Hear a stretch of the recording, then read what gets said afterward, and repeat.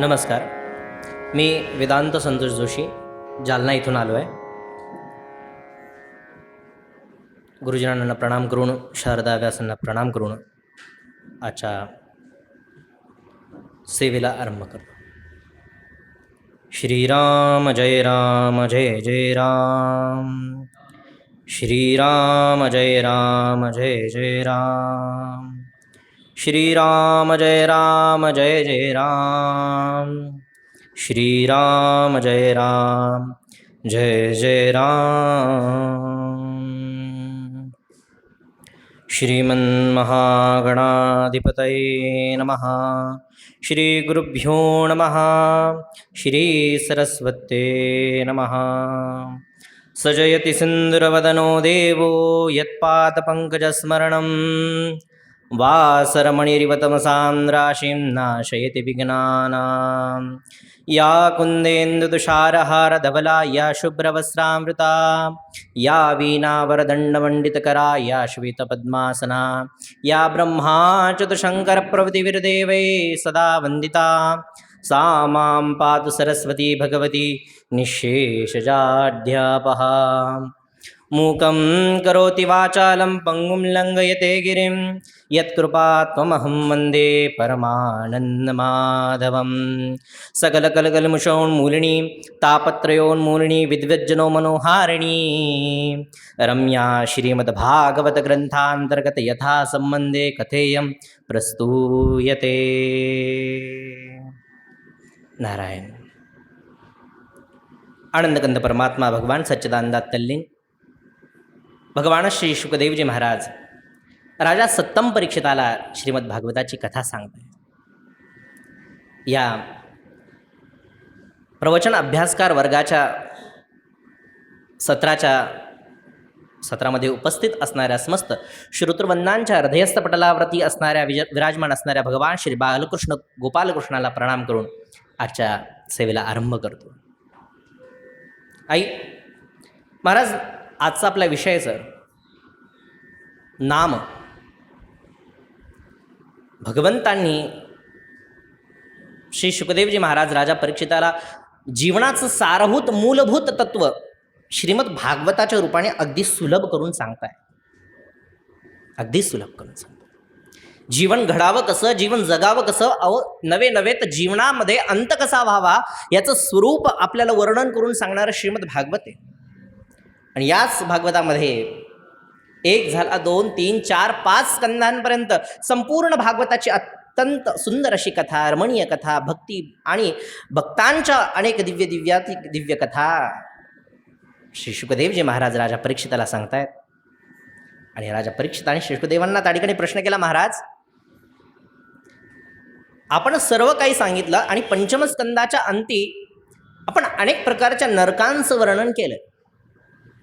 कुंभी पाक आदी सगळ्या नरकांचं वर्णन केलं. महाराज नरकांचं वर्णन केलं, पण मला सांगा की याच जीवनामध्ये असताना, याच देहात असताना आपण त्या पापातापांतून निवृत्त होऊ शकत नाही का? याकरता काही आपल्याकडे सोय नाही का? महाराज अत्यंत विनम्रतेने सांगितलं. प्रायश्चित्त शुकदेवांनी स्मित हास्य केलं आणि परीक्षिताकडे पाहिलं आणि सांगितलं, परीक्षिता अरे प्रायश्चित्त नावाचा विधी असा आहे की जणू काही गजाचं स्नान असावं. गज म्हणजे काय? हत्ती. हत्ती काय करतो? तासन तास पाण्यामध्ये डुंबून राहतो. जलक्रीडा करण्यामध्ये जर माहिर कोणता प्राणी असेल तो एकमेव हत्ती. तो क्रीडा करत नाही तर त्या क्रीडेमध्ये आनंद देखील तो भोगतो.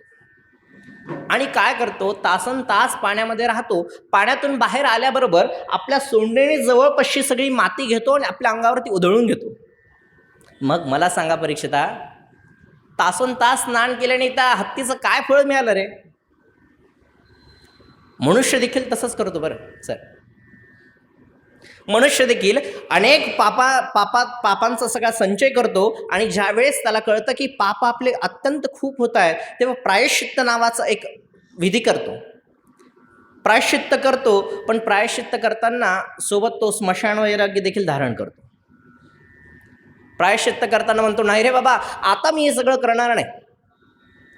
पण तिथून स्थानाहून आपल्या घरी आल्याबरोबर आंघोळ केल्याबरोबर सगळं असलेलं स्मशान वैराग्य निघून जातं. अर्थात काय, तो मनुष्य पुन्हा त्याच पापाला प्रवृत्त होतो. महाराज अजामिळाला त्या ठिकाणी शुकदेवांनी परीक्षितांना त्या ठिकाणी प्रश्न केला, महाराज पूर्वी असं काही एखादं अजून काही दुसरं साधन आहे का ज्याने या सगळ्या पापतापांपासून आपल्याला मुक्ती मिळेल? हो राजा, एकच असं त्या ठिकाणी तत्व आहे आणि एकच असं साधन आहे जे म्हणजे नाम. नाम घेतल्याने आपल्या अंतरंगात असणाऱ्या समस्त पापांचा नाश होतो. असं एकमेव तत्व म्हणजे नाम आहे. महाराज मग पूर्वी असं काही घडलंय का? पूर्वी अशी कोणती कथानक घडलंय का? कृपा करून मला तुम्ही सांगा. तेव्हा श्री शुकदेवजी महाराज राजा परीक्षिताला सांगतात, राजा ऐक, पूर्वी कान्यकुब्ज नावाचं एक नगर होतं आणि या नगरात अजामिळ नावाचा सद्ग्रहस्थ ब्राह्मण त्या ठिकाणी राहत होता. पहा नगराची रचना कशी आहे. अत्यंत सधन आणि सुशील असणारे सर्व लोक त्या नगरामध्ये राहत आहेत. अहो, त्या गावातील प्रत्येक घरामधून वेदमंत्रांचा ध्वनी त्या ठिकाणी गुंजायमान होतोय. यज्ञाचे धूर, यज्ञाचे सुगंध संपूर्ण वातावरणात त्या ठिकाणी पसरलाय. प्रत्येकाची कांती, प्रत्येकाचं तेज त्या ठिकाणी एक आगळं वेगळं आहे. आणि कांती असणारं याच ब्राह्मणांच्या अग्रणीय स्थानावर असणारं म्हणजे अजामिळाचं घर, सद्ग्रहस्थी अजामिळ. अजामिळाचे वडील तेजपुंज, जटाजूट, सुंदर केश विलाप त्यांचा आहे. सकाळी सकाळी स्नान करून आले. संध्या करत असताना त्यांचं लक्ष त्या ठिकाणी आपल्या यज्ञाच्या सामग्रीकडे गेलं आणि यज्ञाच्या सामग्रीकडे गेल्यानंतर त्यांना लक्षात आलं, अरे आज समिधा दानाकरता तर आपल्याकडे समिधाच नाही आहे. आणि प्रत्येकाचे ब्राह्मणांना ज्याप्रमाणे कर्म सांगितलेले, वैश्यांना कर्म सांगितलेले, शूद्रांना कर्म सांगितलेले, क्षात्रांना कर्म सांगितलेले, त्यात ब्राह्मणांचं कर्तव्य सांगितलेले वेद शिकणे, वेद शिकवणे, यज्ञ करणे, यज्ञ करवणे, दान घेणे आणि दान देणे, हे षटकर्म सांगितले. त्यातलं सगळ्यात पहिलं फक्त यज्ञ करवणे नव्हे बरं, आपणही यज्ञ करणे हेही त्यात सर्वात प्रामुख्याने त्या ठिकाणी असणारं कर्म आहे. अजामिळांच्या वडिलांना लक्षात आलं, अरे आपल्याकडे आज समिधा नाही आहे. आपल्या युवा अवस्थेत असणाऱ्या पुत्राला सांगितलं, अजामिळा अरे थोडं वनामध्ये जा आणि वनातून शुष्क काष्टा म्हणजे झाडाच्या वाळलेल्या काड्या त्या ठिकाणी एकत्र करून आण. आपल्याकडे यज्ञाकरता सुद्धा वृक्षहानी सांगितली नाही बरं. फार सुंदर विचारांचं आपली भारतीय संस्कृती. शुष्क काष्टा गोळा करण्याकरता त्या ठिकाणी निघाला आणि महाराज एक अघटित त्याच्यासोबत घडलं. काय घडलं? या सगळ्या समिधा गोळा करत असताना त्या वनामध्ये एक वेश्या एका परपुरुषासोबत गमन करताना त्याने पाहिलं. यामध्ये दुसरा विषय असा आहे, इंद्रिय जय. महाराज त्यांनी पाहिलं की ती वेश्या गमन करताना त्यांनी फक्त डोळ्यांनी पाहिलं आणि पाहता क्षणी त्याच्या मन आणि मस्तिष्कामध्ये संपूर्ण ती क्रिया त्या ठिकाणी भिनली. आतापर्यंत भगवंताचं नामस्मरण आणि भगवंताचं नामसंकीर्तन ज्या हृदयामध्ये परिवर्तित होत होतं आणि सातत्याने घेत होतं, आता ते सगळं विनमुख झालं आणि फक्त एकच विचार त्याच्या मनामध्ये चालू राहिला, आई. एक फार सुंदर दृष्टांत आहे. आपले इंद्रियांवर आपलं किती जय पाहिजे. राजा परीक्षिताला शुकदेवजी महाराज भागवत सांगत असताना द्वितीय स्कंदाच्या प्रथम अध्यायामध्ये त्या ठिकाणी सांगतात, राजा आपल्याला कर्म करण्याकरता काय हवंय? जितसंगो जितेंद्रिया, जितासनो जितश्वासो, जितसंग जितेंद्रिया, जितसंग जितेंद्रिया. उत्तम पुरुष तोच की ज्याने आपल्या इंद्रियांवर जय प्राप्त केला. महाराज एक दृष्टांत सांगतो. एक मनुष्य, असाच वैशाखाचा महिना होता, चैत्राचा महिना होता आणि आंब्याचा सीझन होता. आंब्याचा सीझन असताना आमराईतून चालला होता आणि जाता जाता सहज त्याची नजर एका आंब्याच्या झाडावर पडली. छान पाडाला पिकलेले आंबे त्याला दिसले आणि त्या आंब्यांकडे त्यांनी पाहिलं आणि मनात, पाहिलं कुणी हो? कोणत्या इंद्रियांनी पाहिलं? डोळ्यांनी पाहिलं. आता डोळ्यांना तिथपर्यंत जाता येतं का? गेलं कोण? पाय. आता पायांना आंबे तोडता येतात का? तोडले कुणी? हाताने. आणि हाताने आंबे तोडले, मुखाने खाल्ले, उदरात साठवले. आणि महाराज, हे सगळं काही घडलं कशामुळे? आणि केवळ फक्त इंद्रियांनी एका डोळ्याने ते पाहिलं आणि मनामध्ये वासना जडली. त्याच प्रकारे अजामिळाचं घडलं. अजामिळाने आपलं संपूर्ण जीवन त्या वेश्येकरता त्या ठिकाणी स्वाधीन केलं. आपल्या घरादारातील सगळ्या लोकांना बाहेर काढलं, त्या वेश्येला आपल्या घरात आणलं. महाराज, वेश्येला घरात आणल्यानंतर एक दिवशी भगवंतांना लक्षात आलं की आपल्या भक्तिमार्गावर एखादा पथिक जर चाललाय तर त्या पथिकाला जर तो पथभ्रष्ट जरी झाला तरी सुद्धा परत आपल्या भक्ताला आपल्या भक्तिमार्गावर चालवण्याचं कर्तव्य भगवंताचं असतं. आणि भगवंतानीच एक लीला रचली असावी. काही संत मंडळी आपल्या गावातून चालली होती. विनंती केली, महाराज आम्हाला कुठे भोजनाकरता स्थान मिळेल का? सांगितलं, ते अजामिळाचं घर आहे ना, तिथे जा, तुम्हाला यथोचित सन्मान मिळेल. वास्तव पाहता अजामिळांना संत पाहिले की चिड यायची हो. आणि योगायोगाने त्या दिवशी अजामिळ घरी नव्हता. त्या वेश्येने दार उघडलं आणि पाहिलं संत मंडळी. पूर्वजन्मीचं काही सुकृत असावं, मनात इच्छा झाली की या संतांची सेवा करावी. महाराज, सेवा करण्याकरता तिने सांगितलं, जे काही हवं होतं त्या साधू संतांना दिलं. काही वेळात तिथे अजामिळ आला. अजामिळाचा त्या संतांना पाहून पारा चढला. महाराज, पारा चढला जरी असला तरी सुद्धा वैश्याने सांगितलं, मी त्यांना सांगितलं म्हटल्यानंतर अजामिळ शांत. अजामिळाचं इथे त्या साधू संतांनी भोजन केलं, नैवेद्य भगवंताला लावला, दाखवला.